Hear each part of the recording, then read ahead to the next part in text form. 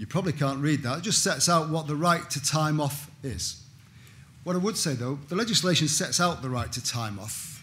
We decide whether we're going to pick up that right to time off or whether we're going to establish it as a way of life and not just something we're entitled. I've been on a lot of courses like this, and I've watched trainers from a range of places, TUC, my own organisation, and others who say, don't worry about time off, you've got a right to it, go and tell your manager, it's section, I don't know, 168 or whatever of TURA, and therefore I will have the time out. You know, we're not silly, we know that's not what you face in the workplace. And the manager says, yeah, okay, get lost. You know, it's as straightforward as that in some instances. And so whilst we have a lot of rights to time off, taking it up, I understand, isn't as easy as it seems on the face of it. But the right does apply to workplace reps, health and safety reps, union learning reps, and information and consultation reps. A whole range of different ways. And it does apply to all of those people, not just one group.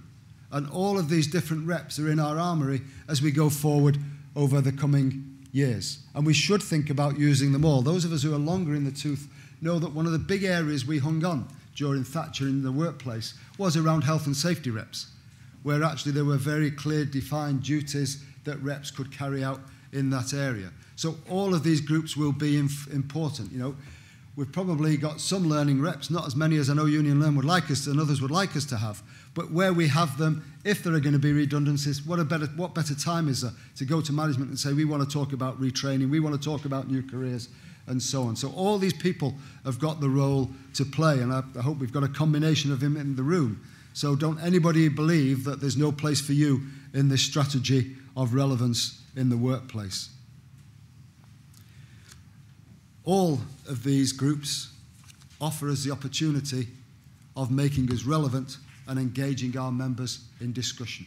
And as stewards, that's what you've got to think about, because in any of those, if as a health and safety rep, for instance, you're going around a workplace doing the quarterly inspection, that's your chance to say, well, actually, that's not been able to be dealt with because we're cutting back on budgets. If you're a learning rep, you're the one who's able to say, in a better world, this organisation would be able to provide you with more apprenticeships than it is doing now. So there's a whole range of bits where you can be involved if you decide that's the way you want to go. It's also interesting when you see the list of duties that can be covered. And I'll keep stressing this because I think it's important for reps, this. It's not just that time to go and meet management. Actually, I think the time you're meeting management is their time. It's not your time. That's for their convenience to give you that time because, you know, I had one place a few years ago now where they said, no facility time for reps anymore. We said, fine. First time they wanted a meeting, we'll see you at 6 o'clock. We're used to going to evening meetings. We're here on a Saturday, aren't we? It's not an issue for us. I'll tell you what, it's an issue for management. There ain't many managers having meetings about these subjects this morning in London, I'll tell you. So, you know, facility time when you're meeting management is for them. The facility time that is for you are those other areas that are on there.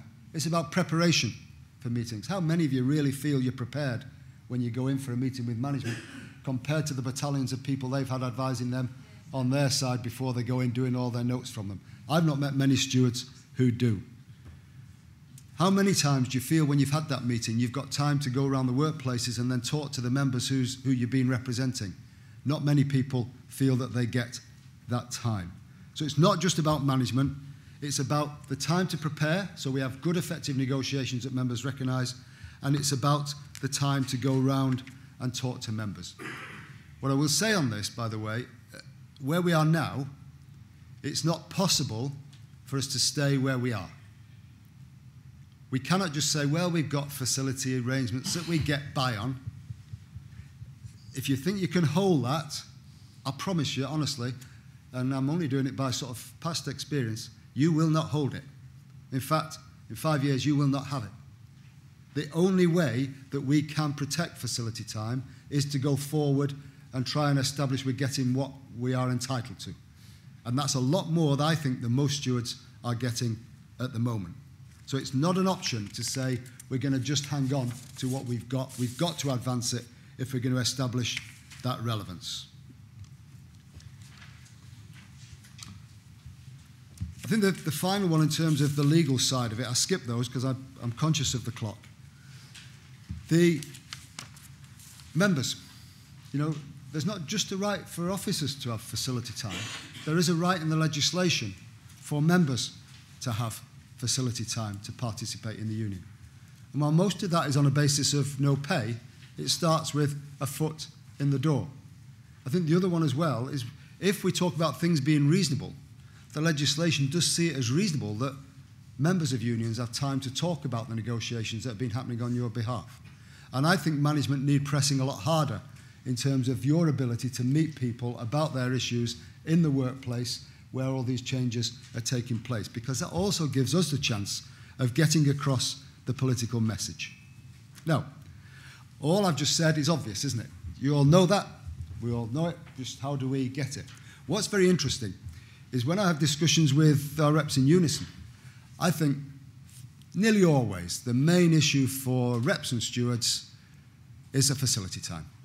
It's top of the list every time I talk to them. How do we resolve it? The other side of that is we've not, in the 30 years I've been doing the job I'm doing, we've not had one single tribunal case for people going for facility time. It's not happened. One of the reasons for that is if you like, the way in which you can go to a tribunal is very much based on an individual making a claim for facility time that they've not been able to get on a specific occasion. And that makes it very hard. But I think actually there are ways of dealing with it. I think you can start as ourselves, and it will help us organise. If you get an issue to face, say it's a closure of a company, a closure of a factory, or transfer of machinery from one end of the country to another, or one country to another. As soon as you face that issue, when you go in on your negotiations, the first question to management is, what facilities are we going to have to be able to conduct these discussions? And before you ask the question, work out what you're going to need. So you need time to prepare, you need time to read the information they're giving them, you need time to consult advisors, and you need time to speak to members. And that, I think, has to be our starting point everywhere, that we say X, Y, or Z, and we're going to have to start naming people. X, Y, or Z is dealing with this responsibility. What time off are they going to have to do this? And put that up front with management so we know where we are and we know what time we've got. If they don't give it, we go to the members and say they won't let us discuss this properly with you. They're not consulting us properly. And there's a whole range of different actions we can take then, whether it is for facility time or whether if it's under redundancies, it's under the general consultation about redundancies, or if it's on restructuring, on information and consultation. But we have to do that. We have to make sure that when stewards start their negotiations, they know what time they've got and they know the process they're going to. And that's probably, in practical terms, my single biggest message to you today.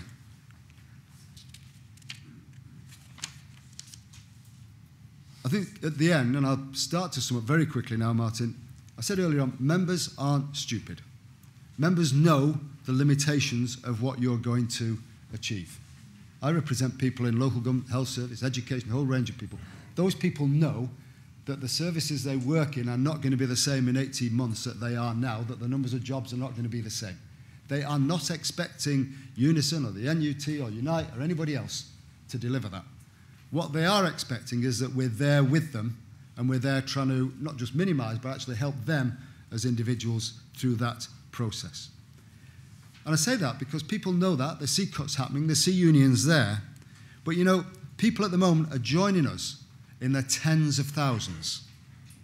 And my really good example is earlier on this year, at great public expense, I hasten to add, David Cameron wrote to 6 million public servants in this country. 6 million public servants, asking how they could help him change public services. Do you know how many replied? 60,000.